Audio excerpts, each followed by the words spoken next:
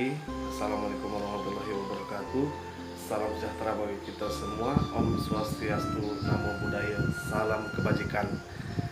Pada pagi ini saya akan membahas sedikit tentang banyaknya tumpang tindih kewenangan antar lembaga negara yang ada di Republik Indonesia. Video ini merupakan salah satu tugas di dalam mengikuti pelatihan kepemimpinan administrator yang diselenggarakan oleh BPSDM Kaltara untuk Angkatan 1 Kabupaten Malinau tahun 2020 dengan mata pelatihan hubungan kelembagaan dengan Widya Iswara, yaitu Bapak Dr. Haji Wartono SE MM MPD. Di dalam praktek kehidupan bernegara ya, tidak jarang kita menemui adanya perselisihan ya, atau sengketa antar satu lembaga negara dengan lembaga negara yang lainnya, atau antar lembaga negara dengan komisi negara yang ada, atau juga mungkin antara pemerintah daerah dengan pemerintah pusat ya. Di video ini saya akan membahas sedikit ya, mengapa terjadi tumpang tindih antar lembaga negara yang ada.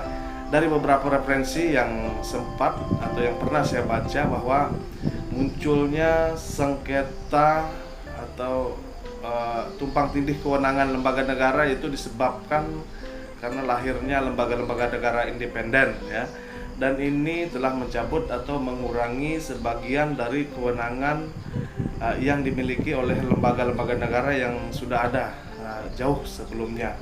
Kemudian juga bahwa kebijakan otonomi daerah ini juga sangat berpotensi untuk menimbulkan tumpang tindih atau sengketa kewenangan ya, dalam hal ini antara pemerintah pusat dan pemerintah daerah.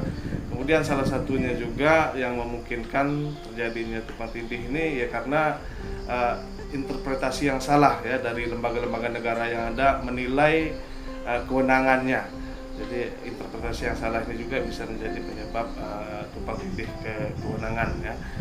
Kemudian dengan kondisi yang demikian, apakah lembaga-lembaga negara yang termasuk lembaga independen ini masih perlu? Tentu menurut saya bahwa lembaga independen yang ada di negara ini masih sangat perlu ya, mengingat kompleksitas permasalahan yang dihadapi oleh bangsa kita atau oleh negara kita saat ini. Ya, mungkin sebagai contoh yaitu Komisi Pemberantasan Korupsi.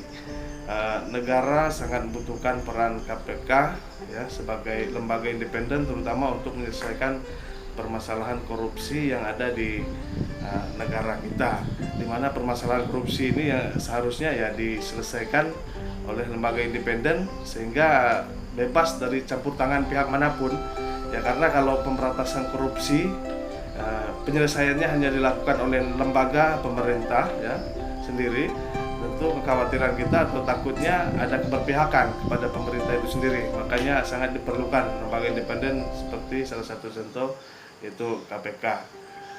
Demikian juga ya tumpang tindih kewenangan antar lembaga yang terjadi.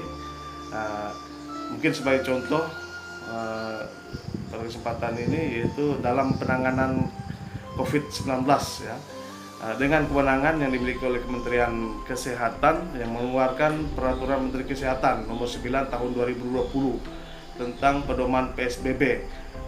Regulasi ini melarang driver ojek online untuk mengangkut penumpang.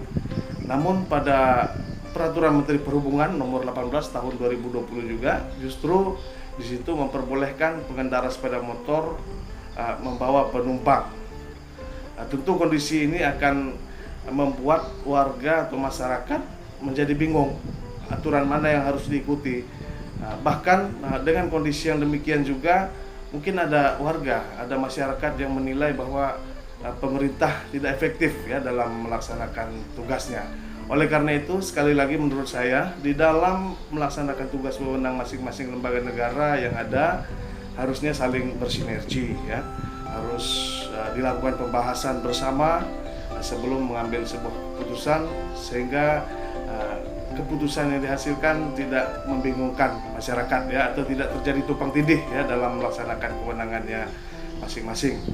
Demikian juga antar lembaga-lembaga negara yang ada ya, baik lembaga yang independen ataupun lembaga-lembaga negara yang lain, ya jangan sampai salah menginterpretasikan kewenangan yang ada, ya kewenangan di lembaganya, karena ini juga sangat berpotensi untuk menyebabkan terjadinya tumpang tindih kewenangan.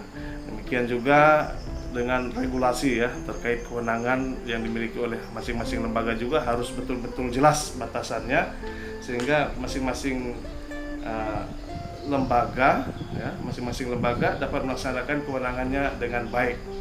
Jadi saya rasa mungkin itu sedikit yang dapat saya sampaikan pada kesempatan ini.